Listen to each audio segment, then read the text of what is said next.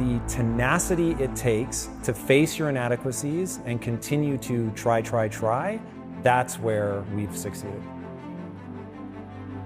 What I'm good at and what we're good at together is not being right all the time. It's basically learning from your mistakes. Most successful people in the world are the people that can self-soothe. So can you avoid being triggered? If you're being triggered and you look outward and you're angry at the person that triggered you, that's weakness. You are manifesting weakness, and you have to go, ooh, that means I have an insecurity around this thing. I need to address my insecurity, and then that's going to put you in a far more powerful position to move forward. People that are successful, they can self-soothe, they can stay emotionally calm in the midst of a storm. When everybody else is panicking, they're only looking at solutions.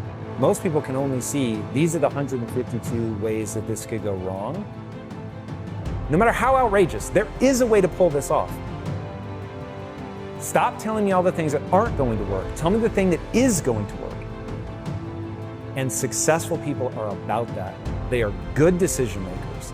They are hyper resilient. They don't stop at failure. They don't get in their own way from an ego perspective. They're looking nakedly at their own inadequacies. And they've got enough confidence to get people going behind them. So if you can manage your emotions, if you've got the courage to fight through that storm, if you're not easy to knock off your pedestal, and you're humble enough to know that you're almost certainly making mistakes so that you know when to correct course, that's the recipe. The thing with excuses is sometimes they're very true, but it doesn't serve you. It doesn't serve your goal. So are you going to let it sit with you, or are you going to find a way around it? The key to me being driven is identifying what my passion is and my mission is. So if I don't have a passion and mission, then I don't have a drive. If I could wake up every single freaking day and fight for that 14-year-old girl that was me, that didn't believe in herself, that felt ugly, that was teased, that was made fun of for my looks, I will fight for that 14-year-old girl so that if I can help her to believe she can become anything she wants if she sets her mind to it and works hard, then I feel like my job is done. Every day I wake up for that 14-year-old Lisa. You can become anything you want to become, but you're going to have to pay a heavy price to get there. So the question is, what is it that you want to do? Problem is, people are expecting something to be self-evident. They are told a lie that they're born with a purpose. You're not born with a purpose. You're going to decide that this passion, this thing that you've worked your ass off to get good at, that allows you to serve not only yourself but other people, that's now your purpose. Nothing is ever going to be self-evident. You're never going to come across something like, this is what I meant to do with the rest of my life. You are going to find something that gives you more energy than it takes. I only do and believe that which moves me towards my goals.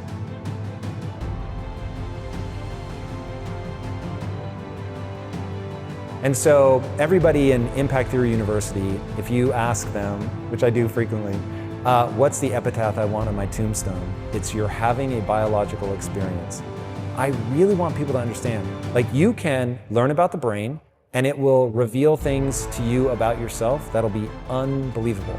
If you're trying to get in a relationship, if you haven't read books about the difference between men and women, you're in real trouble. The world would be very confusing to you if you think that men and women are the same.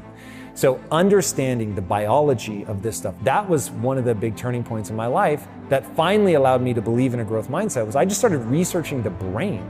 And it was like, oh, there's this thing called brain plasticity. Your brain actually changes no matter how old you are. Your brain changes. And I was like, okay, well, if that's true, then if I put time and energy into something, my brain will change, I'll get better at it, and that will improve my skills. And then another obsession of mine is to get people to understand skills have utility. You don't read a book to get an A on the test. You don't read a book to check something off a list. You read a book to learn something that lets you do something in the real world that other people can't do. And so Elon Musk has a great quote: you're paid in direct proportion to the difficulty of the problems you solve. So you're learning something so you can solve problems, hard problems, that other people can't solve. And so once you understand, oh, this is mechanical. My brain is designed a certain way. There's a certain path that I have to walk to gain skills. And then skills let me do something other people can't do. And by doing things other people can't do, I'm able to serve myself and the group That's fulfillment. Fulfillment's the point. It is so mechanistic. It's all just deadly simple. And when I'm giving honest answers, I'm always looping around, this is how the human mind works. And every time I say something controversial, it's always about biology. Like, if you want to fight it, fight it. You're going to die tired, and I will propel myself forward because I'm not judging what is true. I don't deal with the world the way that I wish it were. I deal with the world the way that it is. The thing with excuses is sometimes they're very true, but it doesn't serve you. It doesn't serve your goal. So are you going to let it sit with you, or are you going to find a way around it? So let's say a lot of people's reasoning, which was ours originally when we wanted to make movies, is we don't have enough money. So we're just going to go and do this thing until we have enough money. We don't have enough time. And the truth is, if you play the no BS, what would it actually take? And you say, I don't have enough money. Then you keep going down and go, well, how much money do I need? Okay, what would it take for me to get that money? And sometimes people don't want to look at the answers. So maybe it takes you having to sell your house, move in with your in-laws, and rent one of their bedrooms for the next 3 years in order to save your money so that you can go and start a company.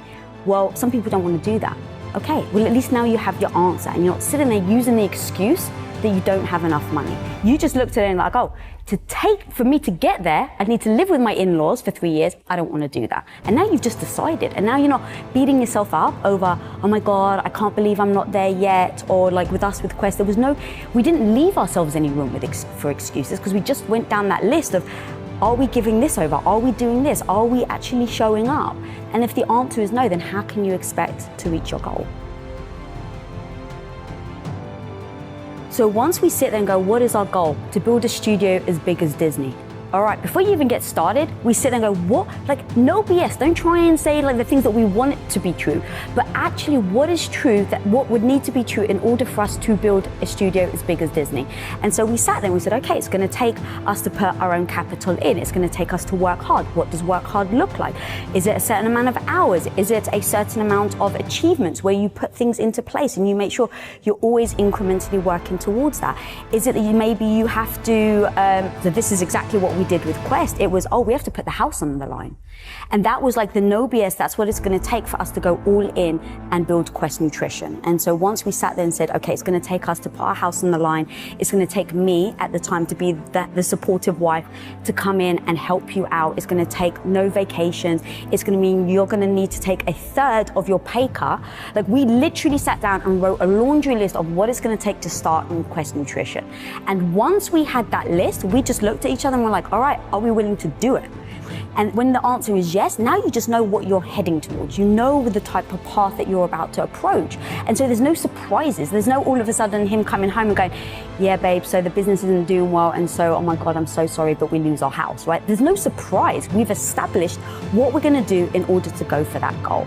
And in that comes the sacrifices. What are you willing to sacrifice? What are the things that you're okay with putting aside for now? And a lot of that was my self-esteem, my ego of like, I didn't know what I was doing. So every day I'm struggling, I'm trying to figure something out, and I keep failing. But I knew that I had to learn in order to get to the goal that we wanted to get to. So I knew every day I had to get back up. And then the same with him, with the skill sets. What skill sets do I have to learn in order to get to the goal that we want to get to? And that comes with a lot of freaking sacrifices. I'm no longer going to value myself for being good, smart, right, worthy. I'm going to value myself entirely for figuring out what I need to get good at to achieve my goals, and then I'm just going to do that. And I'm going to do it knowing that success cannot be guaranteed.